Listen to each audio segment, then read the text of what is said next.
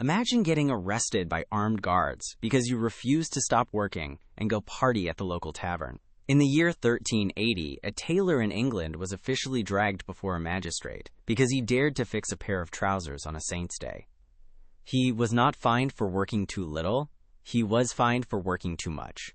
While you sit at your modern desk, carefully hoarding your 2 weeks of paid time off, a 14th-century serf named Bob was legally mandated to take off up to 150 days every single year. If he tried to check his work emails on a Sunday, the church would literally slap him with a heavy fine. Now, to understand how an illiterate farmer in muddy rags had a better vacation policy than a modern corporate executive, we need to go back and dismantle everything you think you know about history. Most people assume the Middle Ages were just non-stop mud, plague, and relentless, endless labor from sunrise to sunset until you died at age 30. But medieval reality was far stranger and significantly more relaxed. Sure, life had its drawbacks, like the total absence of modern dentistry and the occasional outbreak of horrific diseases. But when it came to the calendar, the medieval peasant was living in a golden age of compulsory time off that would make a European Union representative weep tears of joy. The main reason for this surprising leisure lifestyle was the natural rhythm of agriculture. Unlike modern office jobs, where tasks are artificially manufactured to fill an 8-hour daily shift, farming operates on actual natural urgency. During peak season, like haymaking in midsummer or harvest in autumn, peasants worked brutally long days. They were sweating in the fields from dawn until dusk. But once the crops were gathered and stored in early winter, there was simply nothing useful left to do. You could not force wheat to grow in frozen dirt, no matter how hard you tried. So for whole months at a time, the entire labor force essentially went into seasonal hibernation. Even during the busy months, the medieval calendar was absolutely crammed full of official holidays. The word holiday literally comes from holy day, and the Catholic Church enforced them with terrifying bureaucracy. Beyond every single Sunday, which was strictly reserved for rest and religious reflection, the church calendar was littered with feast days for saints. There was St. George's Day, St. Martin's Day, St. John's Day, and dozens of obscure local saints that each village celebrated like a personal long weekend. Add in major multi-week celebrations like Christmas, Easter, and Whitsun, and the average peasant was taking off anywhere from 1/3 to nearly half of the entire calendar year. And these were not quiet days spent sitting solemnly in a dark room. Medieval holidays were rowdy, wild affairs funded partly by the local lords and the church. Villagers engaged in massive sports matches, such as medieval football, which was essentially a violent 100-on-100 brawl, moving across 3 miles of open countryside. There were mandatory community feasting days, ale-drinking competitions, and bizarre traditions like Plow Monday, where farmers pulled a decorated plow through town and demanded cash from shopkeepers. If you were caught trying to chop firewood or repair your roof during these official festivals, your neighbors would actively pull the tools out of your hands so you could go join the party. Furthermore, when peasants actually did work, their daily schedule looked nothing like our modern rat race. Medieval workers did not have punch cards, alarm clocks, or artificial indoor lighting. Their workday was dictated strictly by the sun, meaning winter work days lasted only about 6 to 8 hours total. Midday meals were prolonged events, often followed by a mandatory afternoon nap called a noon rest, which lords were legally required to allow. Historical records from 14th-century England show that casual farm laborers worked roughly 25 to 30 hours a week during normal seasons. They prioritized free time over endless wealth accumulation, mostly because excess wealth was heavily taxed by the local baron anyway. Then came the year 1348, bringing the absolute biggest economic plot twist in human history, the Black Death. A terrifying plague swept across Europe, wiping out nearly half of the total population in a matter of years. While this was undeniably apocalyptic, it created a massive, unprecedented labor shortage.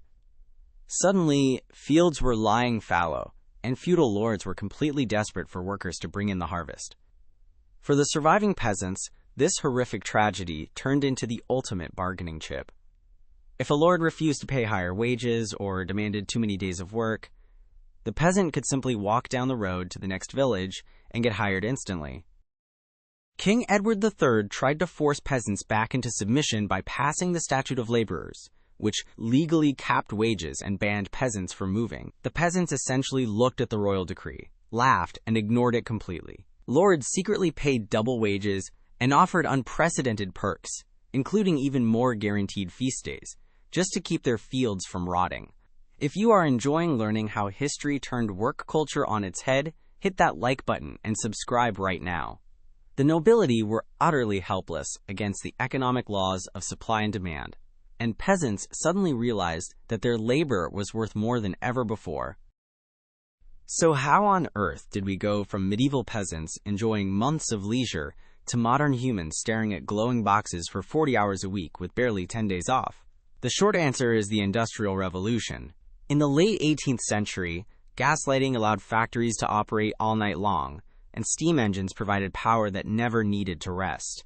Factory owners realized that, unlike seasonal farming, machinery loses money every second it sits idle. Labor was detached from the natural cycles of sunrise, sunset, and winter snowfall. Time became money. Work was moved indoors, and the modern endless workweek was born, driving annual work hours to astronomical new heights.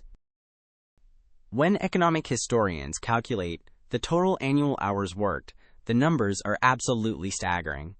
An average medieval English peasant worked roughly 1,500 hours per year, spread across seasonal peaks and huge holiday blocks.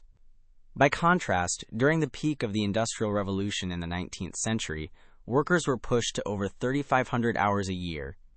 Today, the average full-time American worker still puts in around 1,800 hours annually, which is roughly 300 hours more per year than a peasant in the 1300s. You are quite literally spending more of your life working than a medieval serf who plowed fields with oxen. The reason we find this fact so hard to believe is because Victorian historians worked very hard to create a specific myth. During the 19th century, factory owners and politicians wanted to convince the public that modern industrial life was a massive upgrade over the past. They painted the Middle Ages as a dark, miserable pit of endless suffering where people died of dirt and exhaust at age 20. While medieval life certainly lacked antibiotics and modern plumbing, the modern idea that progress automatically equals more personal freedom is a complete illusion. We traded control over our daily time for smartphones, air conditioning, and cheap fast food. This historical reality reveals a fascinating truth about human nature today. We often assume that our modern habits, such as 80-hour work weeks, grinding for corporate promotions, and checking work messages at 10 at night, are natural and mandatory human behaviors. But for thousands of years, humans viewed work as a temporary necessity to sustain life, not the core purpose of existence itself. Medieval society understood something we constantly forget, which is that rest and community celebration are essential to remaining sane. When given the choice, historical humans chose extra time with their families and community over accumulating endless material clutter that they could not carry anyway. So the next time your manager asks you to pick up an extra weekend shift or answer emails on a Sunday, just remember that 600 years ago, an uneducated farmer in woolen rags would have legally reported them to the village priest for ruining a perfectly good feast day. Modern society gave us incredible technology, clean water, and dentistry, but medieval peasants might have actually cracked the code on work-life balance long before corporate wellness programs existed. Which crazy historical myth should we bust open next on our channel? Drop your best ideas in the comments below, hit that subscribe button, and give yourself a well-deserved medieval rest today.